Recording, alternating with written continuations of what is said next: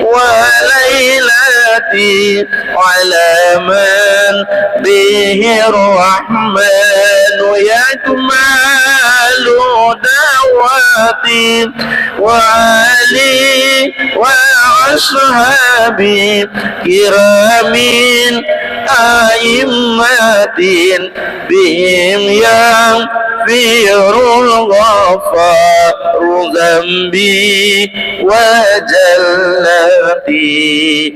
اللهم صل وسلم وبارك عليه وعلى آله. الفاتحة إلى روح سيدنا وحبيبنا وشفيعنا رسول الله محمد بن عبد الله وعلى آله وأصحابه وأزواجه وذريته وأهل بيته أجمعين، خصوصا إلى روح سيدنا أحمد بن عيسى المهاجر الفقيه المقدم محمد بن علي وعلى وصول وفروعهم، وإلى حضرة النبي محمد صلى الله عليه وآله وبارك وسلم. الفاتحة. أعوذ بالله من الشيطان الرجيم. بسم الله الرحمن الرحيم. الحمد لله رب العالمين الرحمن الرحيم مالك يوم الدين. إياك نعبد وإياك نستعين. اهدنا الصراط المستقيم صراط الذين أنعمت عليهم غير المغضوب عليهم ولا الضالين. آمين. السلام عليكم ورحمة الله وبركاته. Alhamdulillah Rabbil Alamin. Allahumma salli wa sallim ala Sayyidina Muhammadin miftahi babi rahmatillah adada ma fi ilmillah, salatan wa salaman daimain mutalazimain bidawai mulkillah wa ala alihi wa sahbihi wa man walah. Amma ba'du. Subhanak la ilma lana illa ma 'allamtana innaka antal alimul hakim. Rabbi israh li sadri wa yassir li amrin wa halul 'uqdatan min lisani yafqahu qawli wa saddid lisani wa hadi qalbi bihaqqi sayyidina Muhammadin sallallahu alaihi wa alihi wa barak wa sallam. Ya man huwa fi 'uluwihi kain, ya man huwa fi fi'li hamid, ya man huwa fi majdihi matin. Allahumma akrimna binuril fahmi wa akhrijna min zulumatil wahmi warzuqna fahman nabiyyin wa hifdzal mursalin wa ilhama malaikatil muqarrabin. Rabbana zidna ilman wa fahma wa aqla ya akramal akramin bihaqqi sayyidina Muhammadin khatamil anbiya'i wal mursalin.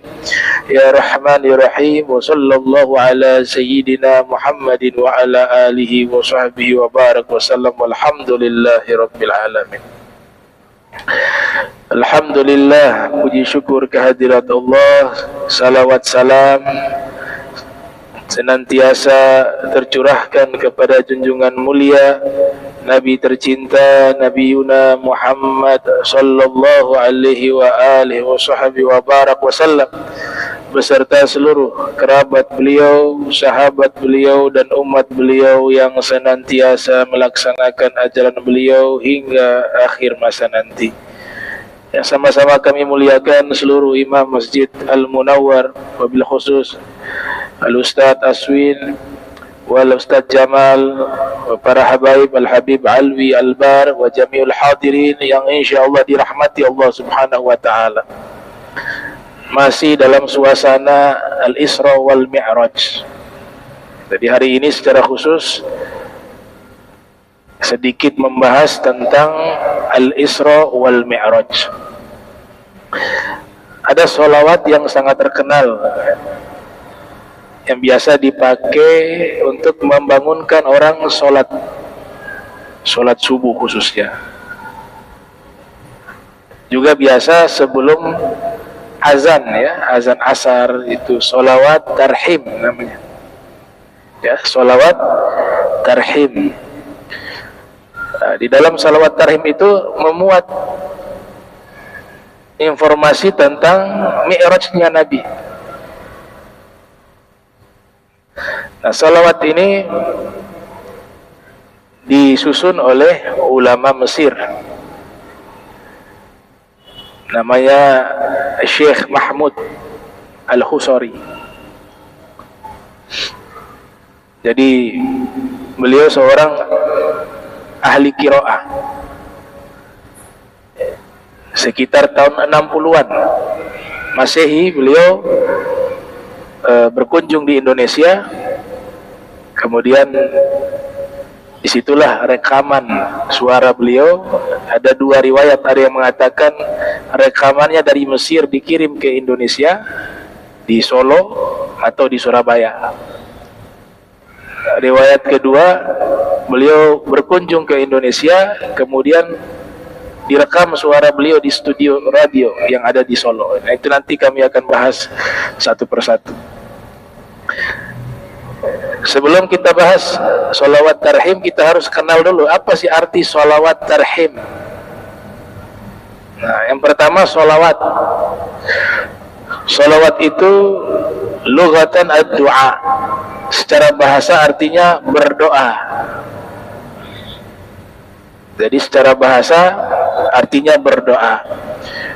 Jika dinisbatkan kepada Allah, karena Allah juga bersalawat kepada Nabi Muhammad sallallahu alaihi wasallam, maka artinya rahmat, kasih sayang. Jika dinisbatkan kepada malaikat, artinya istighfar. Jika dinisbatkan kepada Bani Adam, artinya doa. Dan jika dinisbatkan kepada hewan, artinya tasbih. Ya, maka dikatakan as-salawat indallah rahmah, was-salawat indal malaikah istighfar, was-salawat inda bani Adam doa wa tadarru, was-salawat indal bahaim tasbih. Sebagaimana yang dinukil dalam kitab Al-Qirtas. Adapun makna secara istilah, salawat itu adalah mendoakan Nabi Muhammad. Artinya, ta'rifnya itu mendoakan Nabi Muhammad. Akan tetapi, doa apa yang pantas untuk Nabi Muhammad? Doa agar Nabi diangkat derajatnya oleh Allah. Lah, derajat Nabi paling tinggi, nggak perlu lagi diangkat. Ataukah doa agar Nabi diampunkan dosanya? Nabi tidak ada dosa. Ataukah doa Allah Ta'ala memasukkan ke surga? Ya, Nabi sudah diciptakan surga, kuncinya di tangan Nabi. Awal masuk surga Nabi, awwalu man yadkhuluha. Ya, di doanya Maulid Ad-Dibai, Allahumma adkhilna ma'ahul jannata fa innahu awwalu man yadkhuluha wa anzilna ma'ahu fi kusuriha fa innahu awwalu man yanziluha. Orang pertama yang masuk surga beliau, yang punya istana terbesar di surga beliau. Nah, sehingga kita bingung, doa apa untuk Nabi nih? Kita mau doakan Nabi, kita bingung. Sudah kita serahkan kepada Allah. Allah yang tahu mana yang terbaik untuk Nabi. Makanya salawat itu bukan dari kita ke Nabi. Salawat itu kita wakilkan kepada Allah. Allah yang berikan salawat kepada Nabi Muhammad sallallahu alaihi wasallam. Karena kita bingung kebutuhan Nabi untuk doa kita apa. Sebab itulah sigot salawat, Allahumma sholli ala sayyidina Muhammadin wa ala ali sayyidina Muhammad. Ya Allah, berikanlah salawat.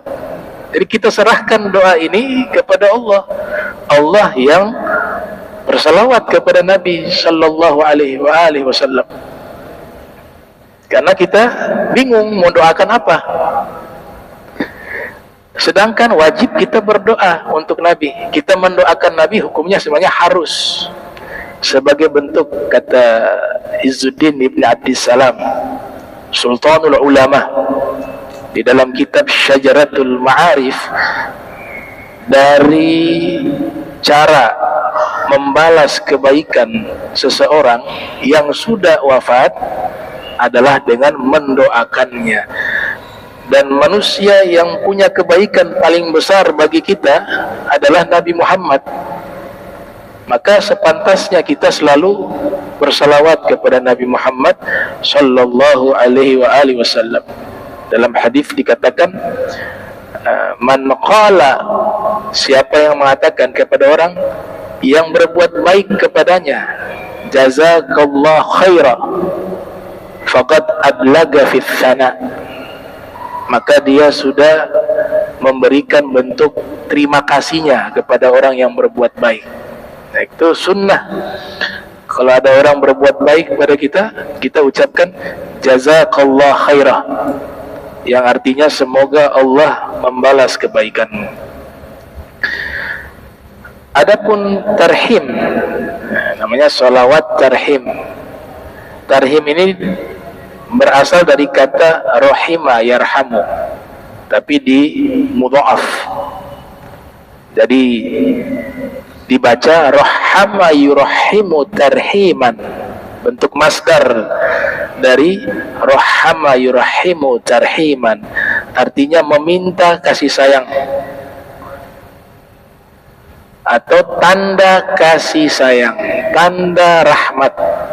Itu arti tarhim, bukan tahrim ya. Ada yang sebutnya salawat tahrim, tarhim dari kata rahmat. Inna salata minallah ar-rahmah wa tarhimun minar rahama yurahimu tarhiman.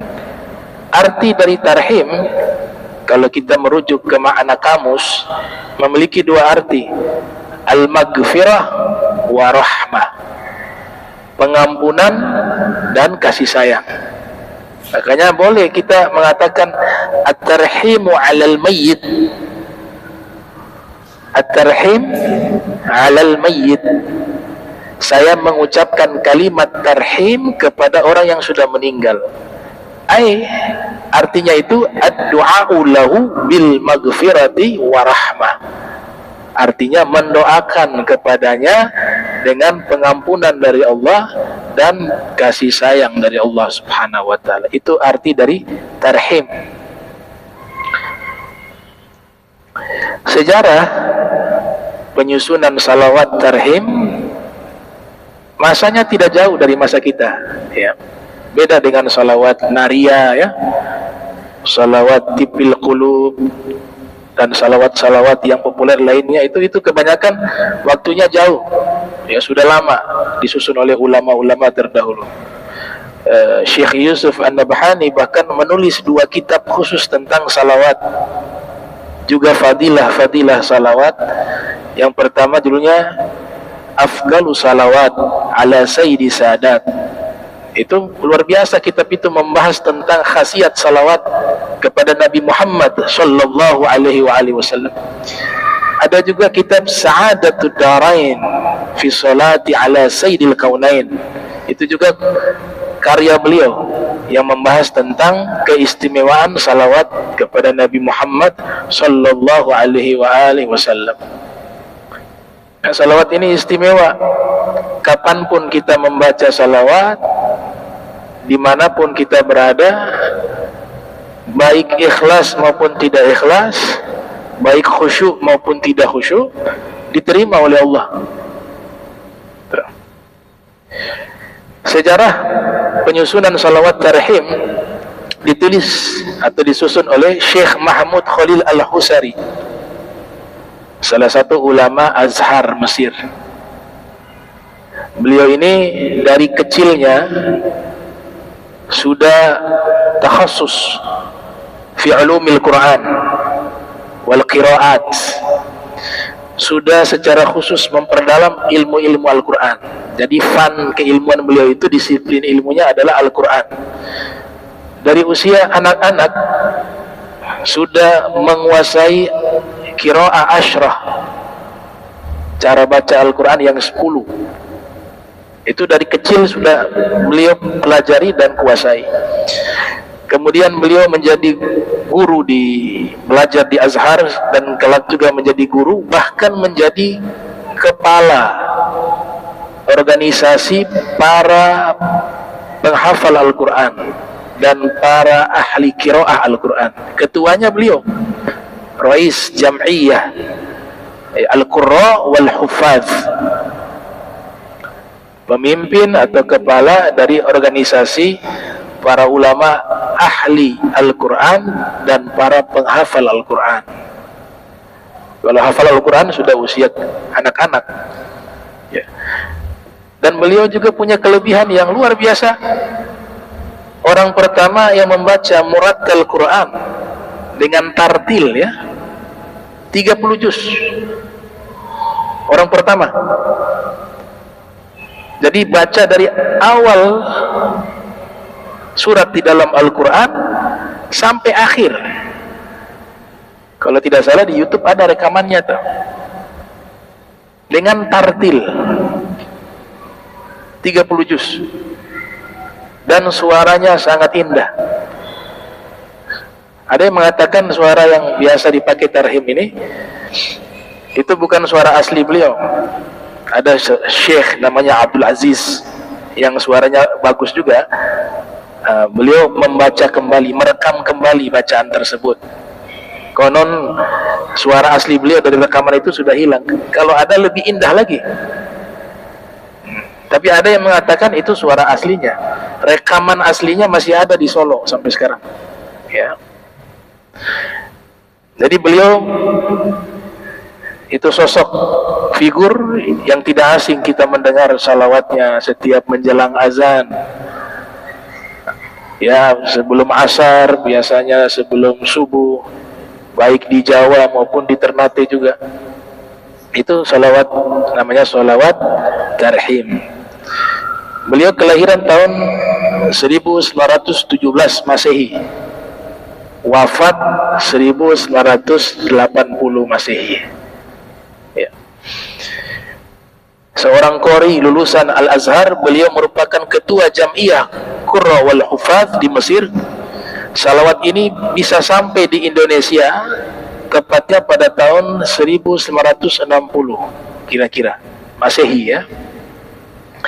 Menyebar ke penjuru Indonesia sebab radio Lokananta namanya. Radionya sampai sekarang masih ada. Namanya Radio Lokananta Solo, yang sempat merekam suara beliau ketika membacakan salawat tarhim.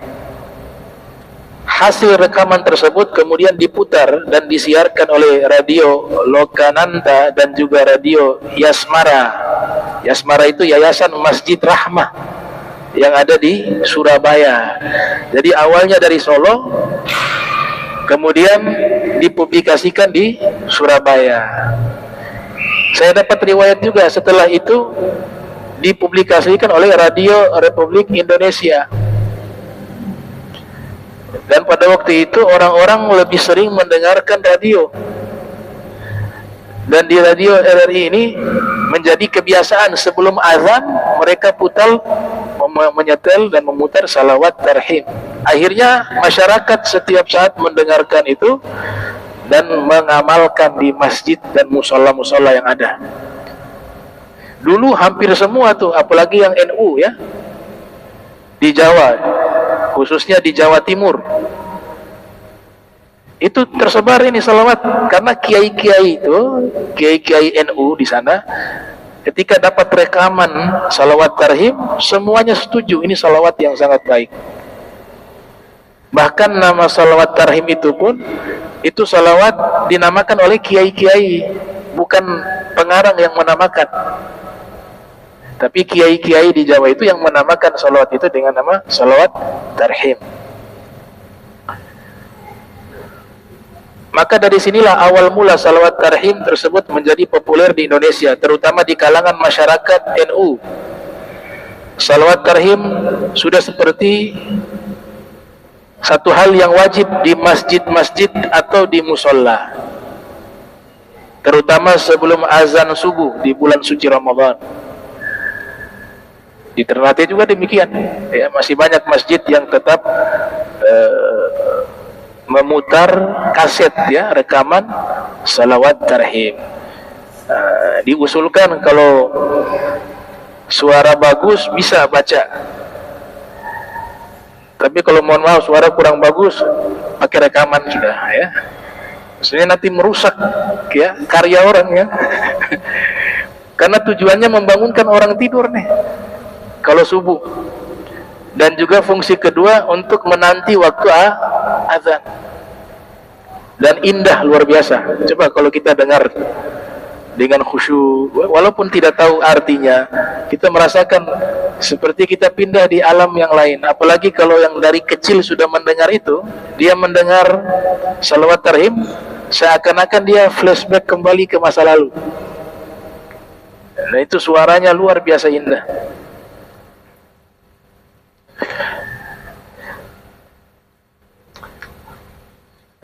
Kaset yang biasa diputar di masjid-masjid atau musola itu bukan lagi suara asli Syekh Mahmud Al-Husari, itu ada pendapat demikian, melainkan suara Syekh Abdul Aziz yang dilatunkan ulang. Dan yang memberi nama tadi salawat tarhim adalah para kiai yang ada di Jawa Timur. Kenapa salawat ini awal tersebar di Jawa Timur? Karena basis Nahdlatul Ulama di Jawa Timur. Dan Nahdlatul Ulama kita ketahui, ya, ahli sunnah wal jamaah memang senang dengan salawatan, senang dengan maulid, senang dengan azkar wal aurat. Nah, sehingga mereka ikut andil menyebarkan salawat tarhim. Jadi salawat tarhim ini tersebar di dua arah, dua jalur. Yang pertama lewat para kiai, para ulama. Yang kedua lewat radio, baik radio yang ada di Solo, di Surabaya, dan radio RRI juga ikut mempublikasikan salawat tarhim.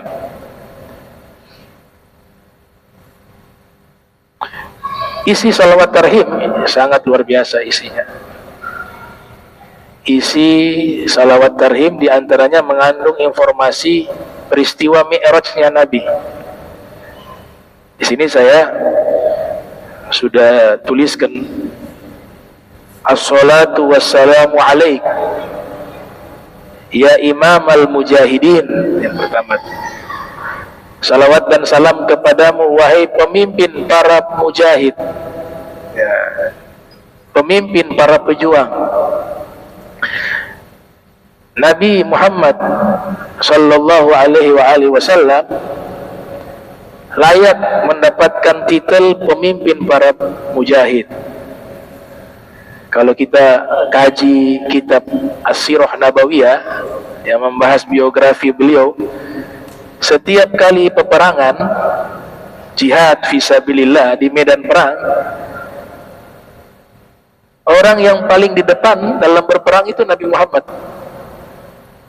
Biasanya kan kalau pemimpin kan belakangan, ya. Pemimpin, jenderalnya, komandannya ngasih pasukan dulu yang pergi perang. Nanti komandannya, jenderalnya belakangan. Tapi Nabi tidak. Para sejarawan mengatakan aqdaman nas fil qital, orang yang berada di posisi paling terdepan di barisan musuh, yaitu Nabi Muhammad sallallahu alaihi wasallam. Dan yang luar biasa, ketika terjadi duel, karena kebiasaan di zaman itu sebelum perang itu berkecamuk, maka biasanya duel dulu, satu lawan satu. Selalu Nabi memilih yang tampil untuk berduel keluarganya, bukan orang lain. Luar biasa. Bukan orang lain, keluarganya. Sayyidina Ali maju, Sayyidina Hamzah maju, Zubair bin Awam maju. Itu semua keluarga. Ada beberapa lainnya disuruh maju. duel. Yang diutamakan, yang disuruh tampil untuk menghadapi musuh pertama kali bukan orang lain, tapi keluarga beliau sallallahu alaihi wasallam. Maka salawat tarhim itu luar biasa.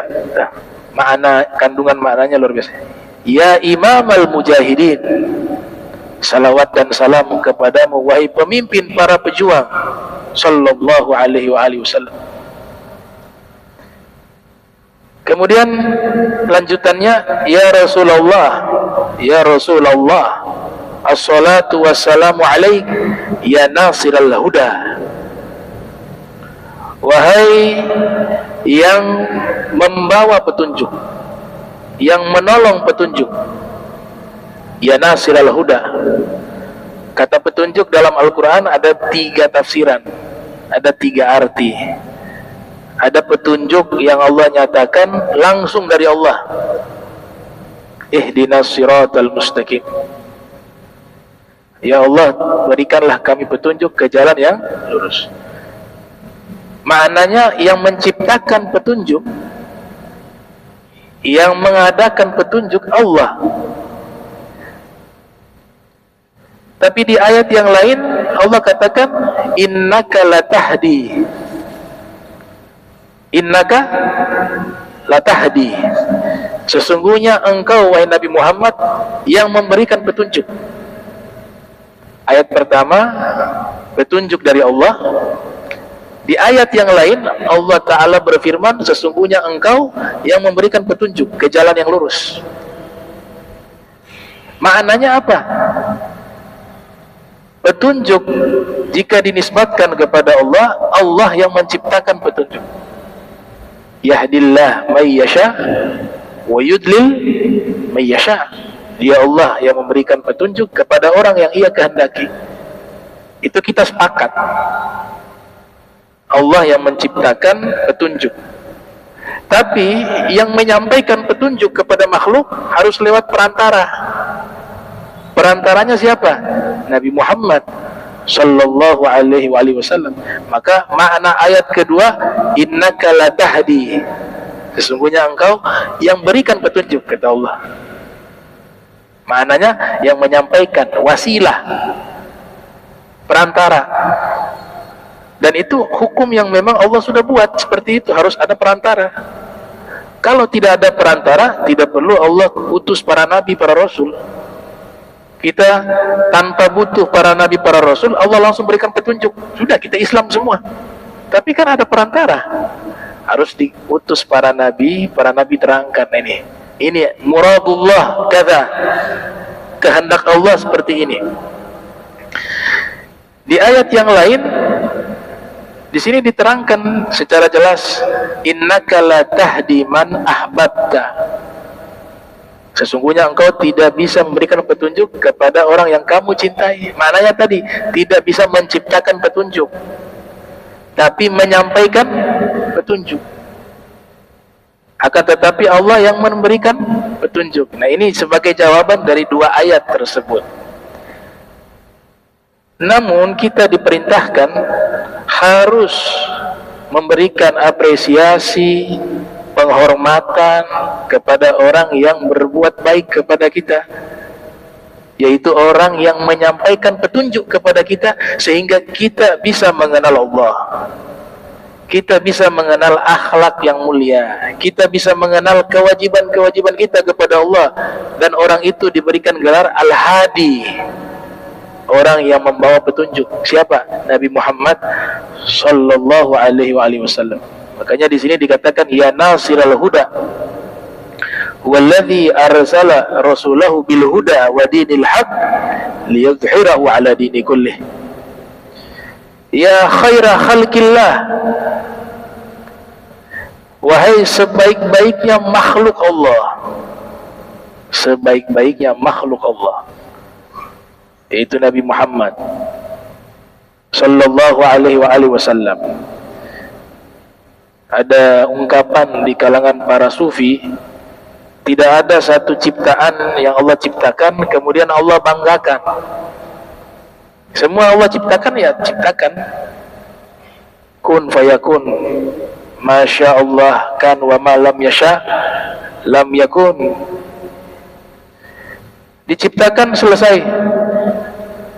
Tapi ada satu ciptaan yang Allah ciptakan kemudian Allah banggakan sepanjang zaman, yaitu ketika Allah menciptakan nur Nabi Muhammad sallallahu alaihi wasallam.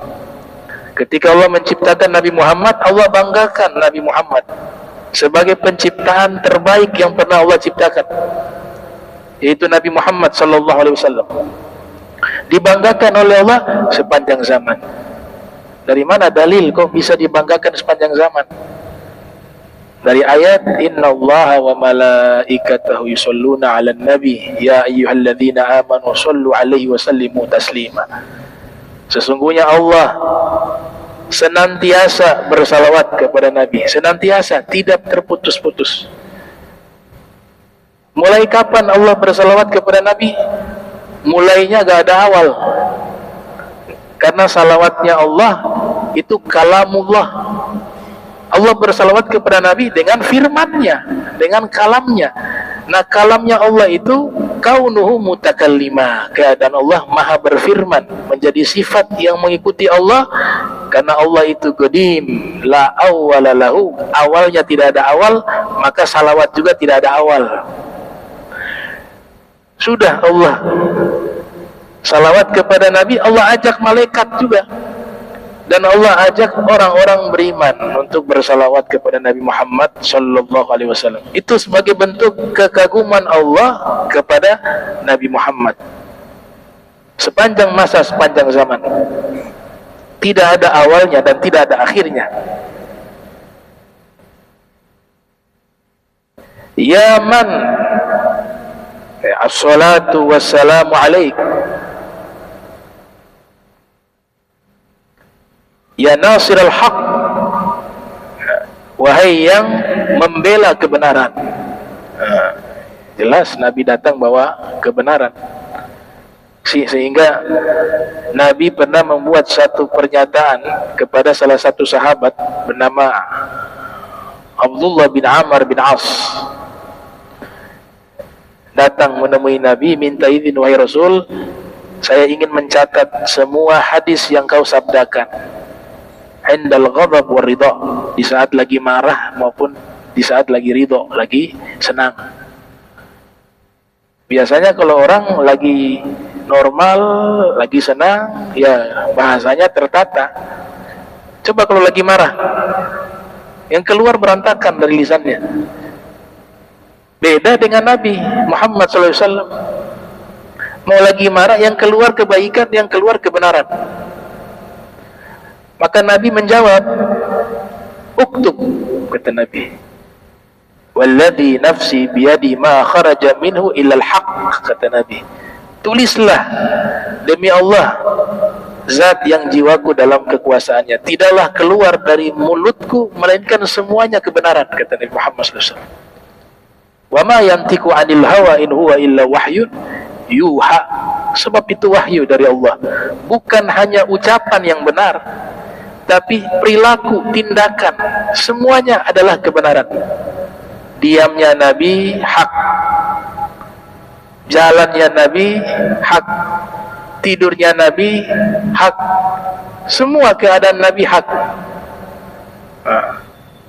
Luar biasa.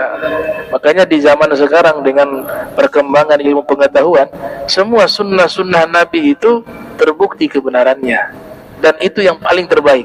Cara tidur yang terbaik, yang paling sehat, cara tidurnya Nabi Muhammad. Cara makan yang paling terbaik dan paling sehat, cara makannya Nabi Muhammad SAW. Cara berjalan yang paling baik, cara berjalannya Nabi Muhammad SAW. Semuanya terbaik. Ada sunnah habis makan kurma. Makan kurma ada sunnah yang jarang diamalkan, yaitu habis makan kurma bijinya diletakkan di atas ini, antara jari telunjuk dengan jari tengah, baru dibuang. Setelah itu makan, ambil lagi kurma. Kenapa? Ya biar ini bersih. Karena dari mulut kita makan kurma, dari mulut ada biji di situ, gigit biji sekaligus gitu. Sampai selesai itu dia punya daging, bijinya kalau kita ambil dengan ini kotor dari mulut. Makanya pakai di sini. Setelah itu ambil lagi di bagian dalam, masih bersih. Sedetail itu sunnah Nabi Muhammad SAW. Ya nasirul haq, yang membawa kebenaran. Semuanya benar, gak ada yang salah. Dulu ada hadis Nabi katakan jumlah ruas-ruas tulang manusia 300 sekian. Hasil penelitian para ahlinya di bidang tersebut mengatakan jumlah yang berbeda dengan jumlah yang Nabi sudah sabdakan. Ternyata diteliti, makin canggih itu ilmu, balik lagi yang benar sesuai dengan jumlah yang disabdakan oleh Nabi Muhammad SAW. Jika ada sesuatu yang dianggap keliru dari Nabi atau hadis Nabi dengan hasil riset penelitian manusia, dipastikan itu risetnya diriset lagi pasti keliru. Karena tidak mungkin salah Nabi, itu rumus ya. Rumus dalam memahami figur Nabi Muhammad, seluruhnya kebenaran, al-haq. Tidak ada yang salah. Kalau yang salah, pasti kita yang memahaminya salah. Ya, seperti misalnya ada lalat jatuh di gelas kita yang ada minuman di situ. Itu hadisnya Nabi katakan celupkan itu. Celupkan. Karena di samping sayap kanannya itu ada antitoksin, racun. Sayap kirinya ada racun, sayap kanannya ada obat. Dari mana beliau tahu?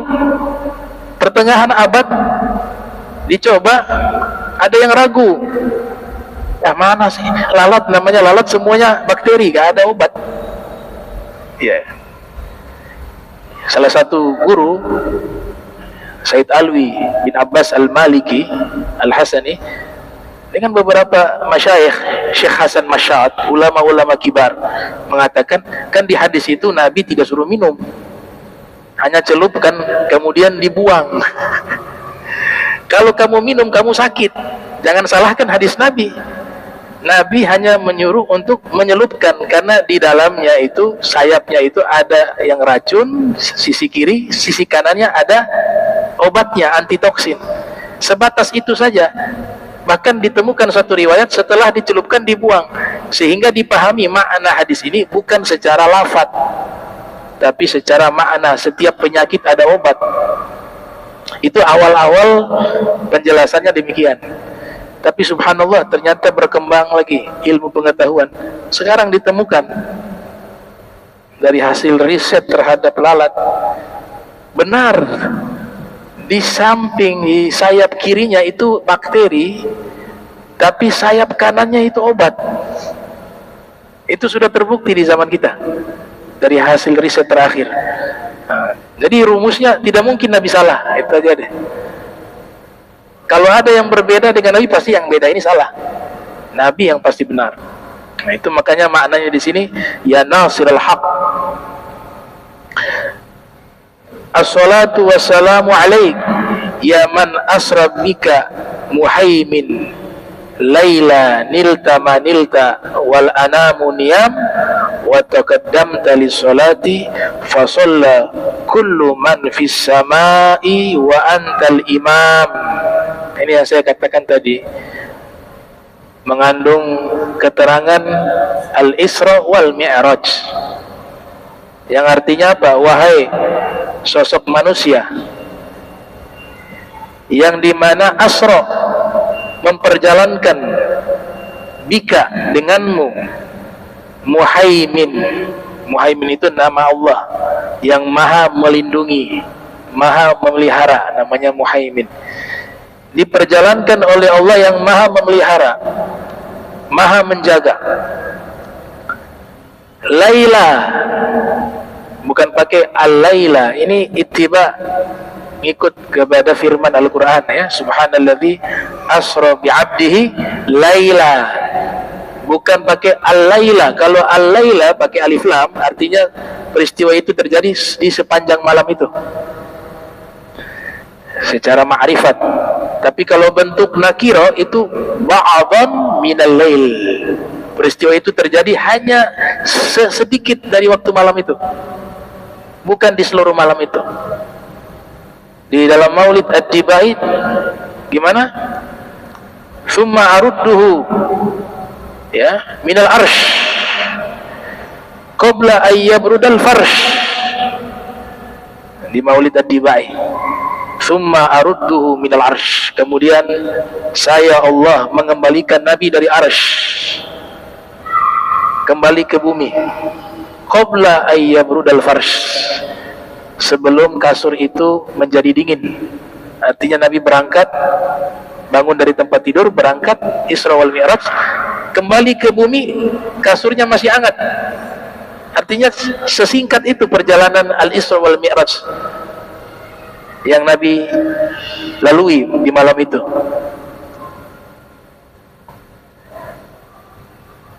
Manilta, nilta manilta, kau meraih apa yang telah kamu raih. Magom tertinggi ya, Sidratul Muntaha. Sidrah artinya bidara, pohon bidara. Sidr dari kata muntaha, akhir dari segala sesuatu. Jadi Sidratul Muntaha, pohon bidara yang menjadi akhir dari segala sesuatu yang ada di langit. Jadi langit punya batasan. Batasannya Sidratul Muntaha. Ada namanya mustawa. Tapi jangan memahami Allah di langit.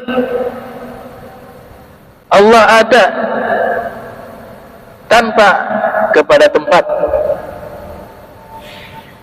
Dan jangan dipahami perjalanan langit sebagaimana perjalanan astronom ya, atau pilot pesawat. Kata ulama-ulama sufi ya, as-sama'il ghaib. Nabi melakukan perjalanan ini bukan langit konkret kayak begini, tidak, tapi dia punya dimensi yang berbeda. Makanya berjumpa dengan para nabi di langit. Ini mukjizat yang sifatnya privasi. Biasanya mukjizat Allah perintahkan para nabi menampilkan di hadapan manusia. Fungsi mukjizat itu untuk ditunjukkan di hadapan orang, biar orang-orang yang mengingkari dia yakin ini seorang nabi. Tapi mukjizat ini sifatnya privasi. Karena apa? Imtihan. Tujuannya menguji orang yang sudah Islam percaya tidak. Makanya setelah itu diceritakan kejadian ini, yang imannya lemah goyah dia, bahkan keluar dari Islam banyak waktu itu. Tapi yang punya keimanan yang kuat, diantaranya beberapa orang, Sayyidina Abu Bakar, Sayyidina Ali, yang mereka percaya. Wa ab'ad min zalik, bahkan lebih dahsyat daripada peristiwa Isra Mi'raj, kami percaya, kata mereka. Jadi imtihan peristiwa Al-Isra wal Mi'raj. Kenapa secara privasi tidak ditampilkan di hadapan orang banyak, padahal masuk bagian mukjizat?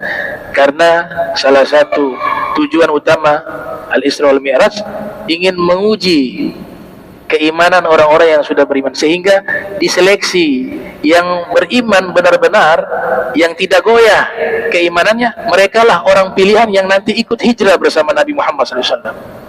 Karena setelah itu hijrah. Jangan sampai yang hijrah ini banyak orang yang masih ragu sama Nabi ya. Allah ingin bersihkan. Yang ikut hijrah dengan Nabi harus orang-orang yang punya keimanan yang kuat, karena nanti perjuangan ini panjang. Makanya disterilkan dengan peristiwa Al-Isra wal Mi'raj.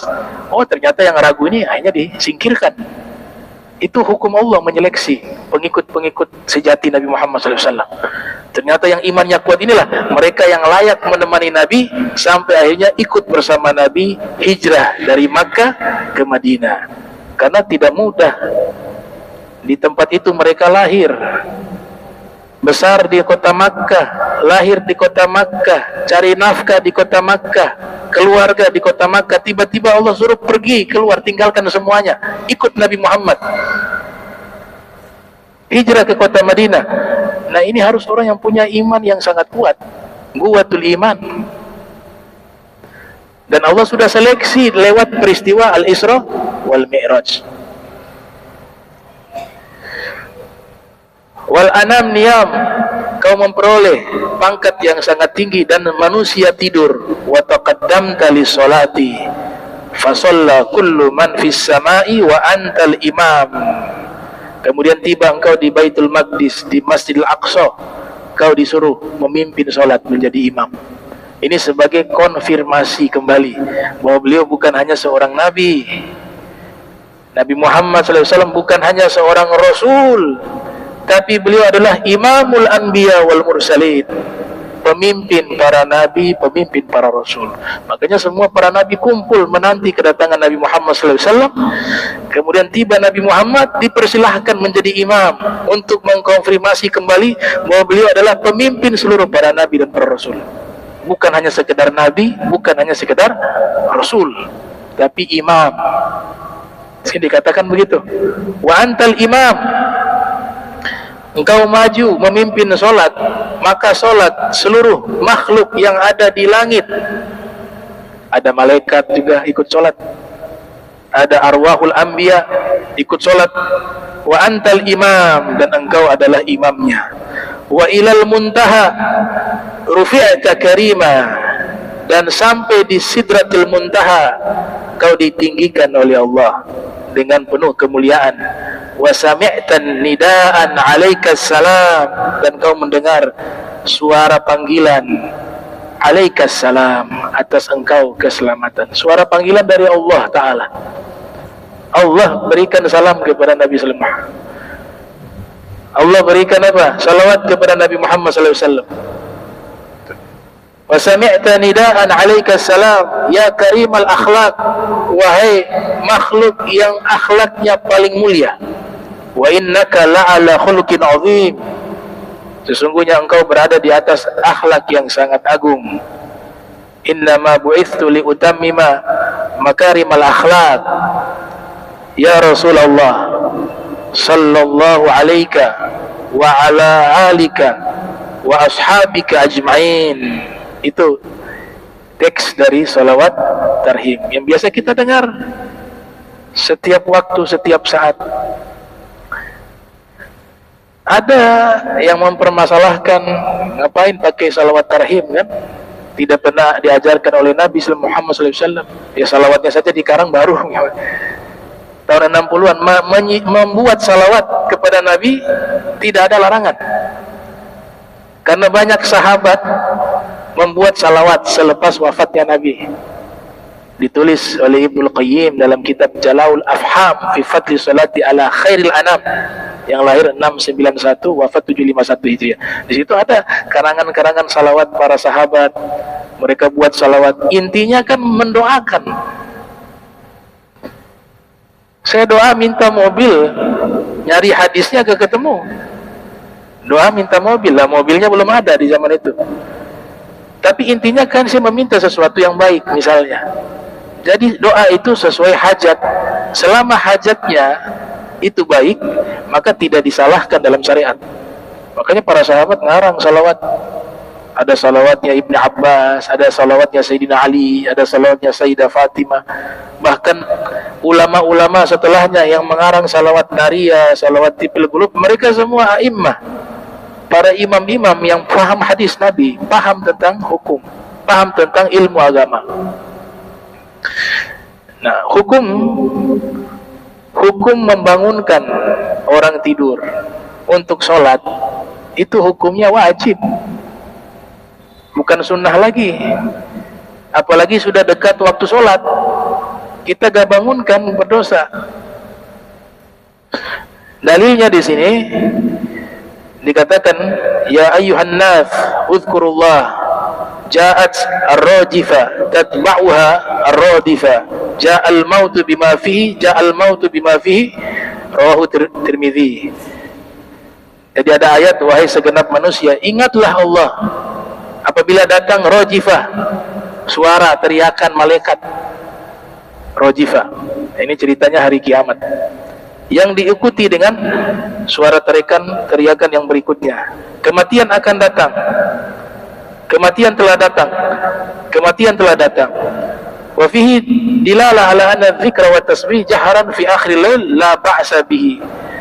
Nah, ayat tadi ketika diturunkan, kemudian Nabi mengatakan ja'al maut, itu di tengah malam ketika menjelang waktu subuh. Setelah itu Nabi selalu datang ke rumah Sayyidah Fatimah dan mengatakan, wahai ahlul bait, ayo bangun sholat, tiba waktu sholat.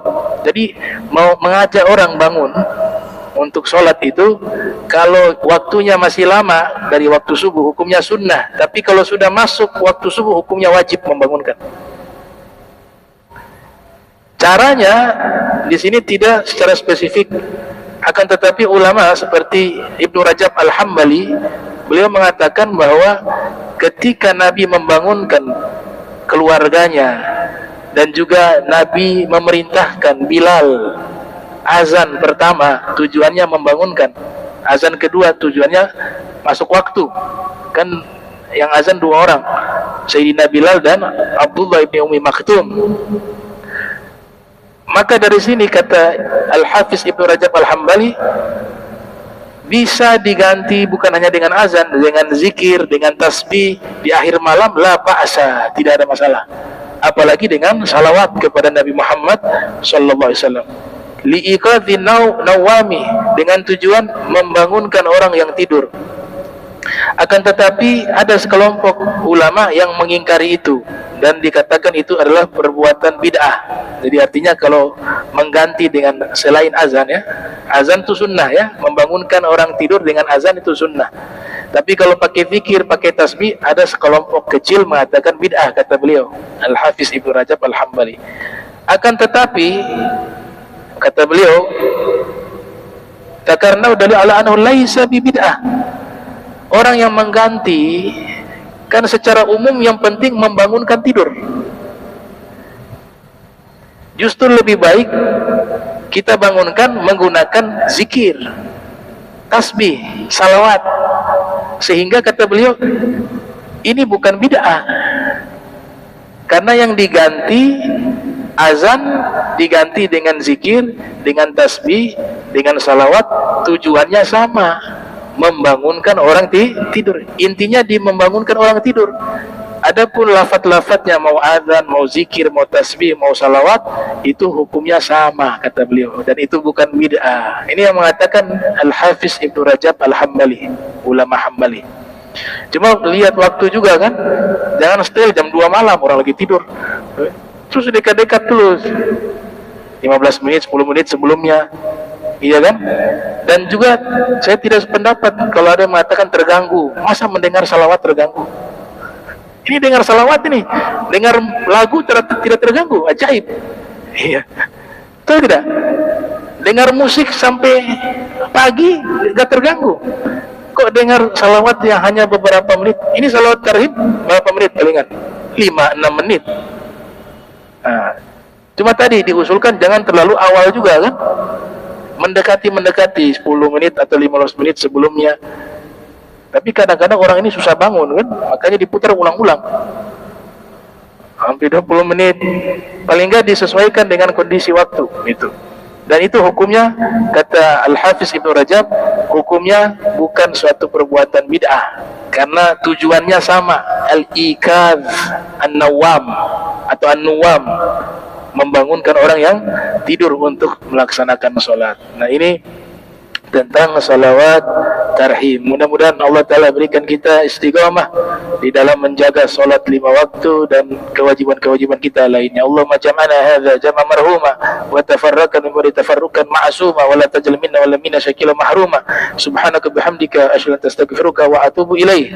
Wa sallallahu ala sayyidina Muhammadin wa ala alihi wa sahbihi wa barik wa sallam. Wa lafu minkum wassalamu alaikum warahmatullahi wabarakatuh.